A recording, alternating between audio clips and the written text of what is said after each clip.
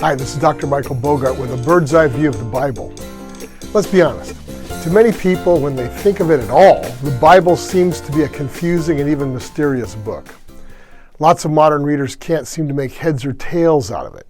For instance, in its first section, the Old Testament, there are stories of people who lived thousands of years ago in a vastly different culture. In this Old Testament section, we find poetry and wise sayings, but then again, there are laws and rules forbidding the eating of, say, foods that many of us enjoy on a regular basis. And then there are the dire warnings of the Old Testament prophets. In the second section of the Bible, that's the New Testament, there are records of a man named Jesus coming and claiming to be somebody special. Jesus told moral stories and he healed people, and then he got himself killed for it, but then he rose from the dead. The portion recounting the life of Jesus is called the Gospels. It's followed by instructions to Jesus' followers about how to live. Both Jesus and his followers lived in an ancient culture long ago, and some of what we read seems a little strange because it comes from a culture that's very different in some ways from our own, in a time that was far, far before our own.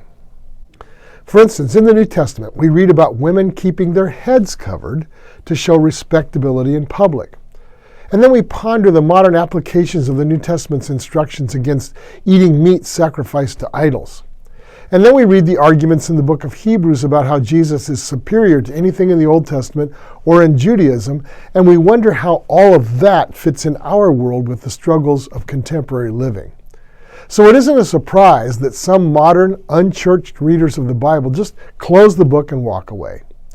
Truth be told, a surprising number of 21st century followers of Jesus do much the same thing. Well, my aim is to give us all real hope that the Bible is understandable and applicable. In other words, that it's a book that really can be understood and lived today. And I hope to do this by putting the main teachings and themes of the Bible in their proper perspectives. What I'm attempting can be a difficult and even dangerous task, so I fully acknowledge that I will be doing this from a Christian perspective. So, with your cooperation, I'm going to try to give you a bird's eye view of the Bible. Here goes. Within the Old and New Testaments, the Bible can be divided into 8 subsections, each with its own emphasis and each building on the previous sections. So let's start with where the Bible starts, actually, with the Old Testament.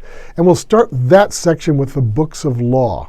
In these books, sometimes called the Law of Moses, the Torah, or the Pentateuch, God is introduced through the creation of the universe, the making of humankind in his image, the fall of the human race, God's promise to redeem the human race, God's judgment of irreversible sin through the flood, and God's commitment to start fresh again with people of faith such as Noah and then later Abraham. God's commitment also to make Abraham's descendants, that would be Israel, a vehicle of redemption by sending a Redeemer or Messiah to them and through them. Here's what Genesis 12, 1-3 says about that. The Lord had said to Abram, "Leave your country and your people and your father's household and go to the land I will show you. I will make you into a great nation. I will bless you.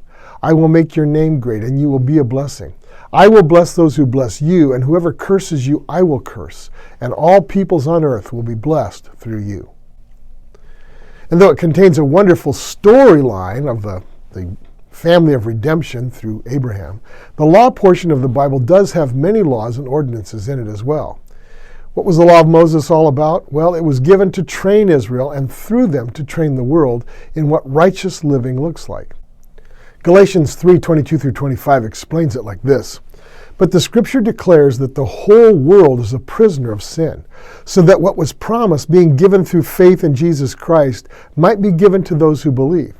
Before this faith came, we were held prisoners by the law, locked up until faith should be revealed. So the law was put in charge to lead us to Christ, that we might be justified by faith. Now that faith has come, we are no longer under the law's supervision. So the law also showed that no human being is fully righteous because our hearts are fallen and darkened.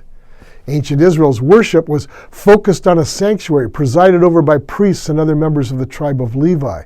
And sin was atoned for in this system through the sacrifice of certain animals like cattle, sheep, and a few others.